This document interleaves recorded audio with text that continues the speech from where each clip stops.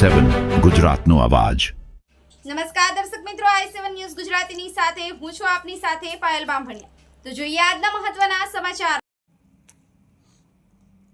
ભારતીય રાષ્ટ્રીય કોંગ્રેસ ગુજરાત વિધાનસભા કોંગ્રેસના નેતા અને ખેડબ્રહ્મા વિધાનસભાના ધારાસભ્ય તુષારભાઈ ચૌધરી દ્વારા કરેલ પ્રેસ કોન્ફરન્સ। કેન્દ્રની ભાજપા સરકાર દ્વારા મનરેગાનું નામ બદલી તેમાં કરેલા સુધારાને લઈ નોંધાવ્યો વિરોધ।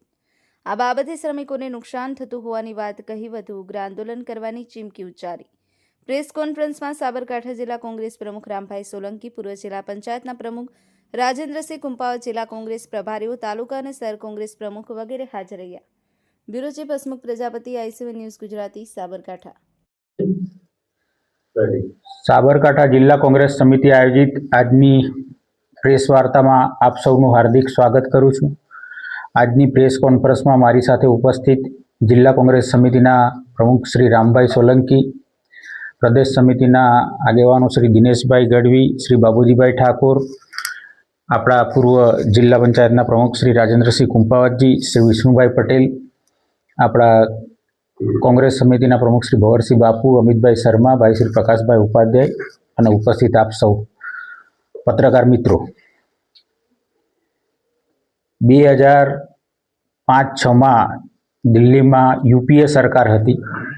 એ વખતે હું પણ દિલ્હીમાં સંસદ સભ્ય હતો અને મારા પણ મતથી આ મહાત્મા ગાંધી રાષ્ટ્રીય ગ્રામીણ રોજગાર યોજનાનું એ વખતે એક અધિકાર તરીકે મતદાન કરીને અમે લોકસભામાં પસાર કરેલું ને એના કારણે ઐતિહાસિક કહી શકાય એવી 100 દિવસની રોજગારી આપતો એક કાયદો આ દેશમાં બન્યો હતો ને એના કારણે કરોડો લોકોને આ કાયદાનો ફાયદો થયો અને ખાસ કરીને કોરોના કાળમાં જ્યારે લોકડાઉનની પરિસ્થિતિ હતી, લોકોને ખાવાના ફાંફા હતા, લોકો બહાર કમાવા જઈ શકતા નહોતા, ત્યારે પણ નરેગા યોજનાએ લોકોને જીવાડવાનું કામ કર્યું છે।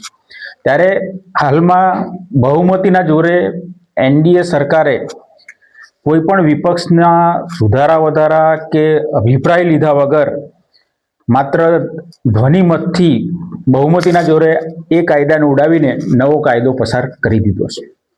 જે રીતે આ લોકોએ મોટેરા સ્ટેડિયમનું નામ જે સરદાર વલ્લભભાઈ પટેલ નામાકરણ થયું હતું ને એ નામ સરદાર વલ્લભભાઈ પટેલનું નામ ઉડાવીને બીજું નામ આપવાનો પ્રયત્ન કર્યો। એ જ રીતે અહીંયા પણ મહાત્મા ગાંધી જે ભારત દેશના રાષ્ટ્રપિતા તરીકે આપણે સૌ માનીએ છીએ તો એમનું નામ કાઢીને એમણે નવું નામ દાખલ કરવાનો પ્રયત્ન કર્યો છે। એની અમે સખત નિંદા કરીએ છીએ અને એનો સખત વિરોધ પણ કરીએ છીએ। જ્યારે આ કાયદો બન્યો ત્યારે કેન્દ્ર સરકારને ખબર હતી કે દરેક રાજ્યોની આર્થિક પરિસ્થિતિ સારી ના હોય એટલે કેન્દ્ર સરકારે 90% રકમની જવાબદારી કેન્દ્ર સરકારે લીધી હતી અને રાજ્ય પર 10%નો જ બોજ આપ્યો હતો। હાલમાં જે આ નવા કાયદામાં જે જોગવાઈ કરી છે એમાં 60% કેન્દ્ર સરકાર આપશે અને 40% રાજ્ય સરકારે ભોગવવાના। એટલે 40% ભોગવવા ના પડે એના કારણે બી રાજ્ય સરકાર સહમત ના થાય તો મજૂરોને રોજીરોટી મળી શકશે નહીં। એ વખતને જે કાયદો હતો એમાં 100 દિવસની રોજગારીનો સંપૂર્ણ અધિકાર હતો। આ કાયદામાં 125 દિવસની જોગવાઈ કરી છે પણ એનો અધિકાર નથી આપ્યો। એટલે એ સરકારની મુનસ્તફી પર રહેશે કે 100 દિવસ આપવા, 125 દિવસ આપવા કે 50 દિવસ આપવા। અને એ વખતે જે કેવા પ્રકારના કામો પસંદ કરવામાં આવતા હતા તો કે સ્થાનિક શું જરૂરિયાત છે કે એમાં વધારેમાં વધારે શ્રમ કાર્ય કયા કામમાં જોડાયેલું છે ને વધારેમાં વધારે કે ઠેકેદાર એટલે કે કોન્ટ્રાક્ટ પ્રથા ના આવે એવા કામોની પસંદગી કરવામાં આવતી હતી। હવે જ્યારે આમાં 40% મટીરિયલનું આ લોકોએ પ્રોવિઝન કર્યું છે એટલે કોન્ટ્રાક્ટર આમાં હાવી થઈ જશે ને મજૂર એમાં દબાઈ જશે। એ પ્રકારનું આમાં આયોજન છે। બીજી ખાસ વસ્તુ એ છે કે ત્યારે ગ્રામસભાની પણ ભૂમિકા રહેતી હતી કે કયું કામ લેવું, ગ્રામસભાની જવાબદારીને ધ્યાન રાખવાની પણ હતી ને સોશિયલ સામાજિક જવાબદારી પણ ગ્રામસભાની હતી। હવે આ ગ્રામસભા નીકળી ગઈ છે, એમાં હવે ડિજિટલ સિસ્ટમ, સ્ટીયરિંગ કમિટી એટલે કે ઉપરથી યોજના નીચે આવશે.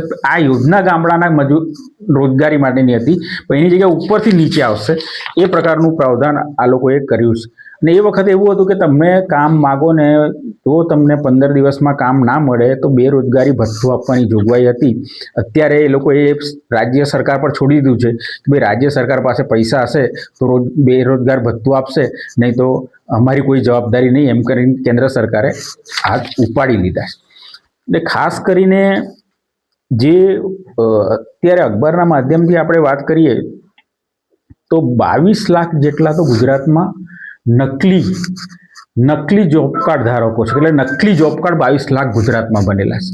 અને અત્યારે ગુજરાતમાં જે મનરેગામાં ભ્રષ્ટાચાર થયો છે, મેં વિધાનસભામાં પણ ઉજાગર કરેલો, જેના કારણે 2 મંત્રી પુત્રોએ પણ જેલમાં જવું પડ્યું, એ બી આ મનરેગાનું જ કૌભાંડ હતું.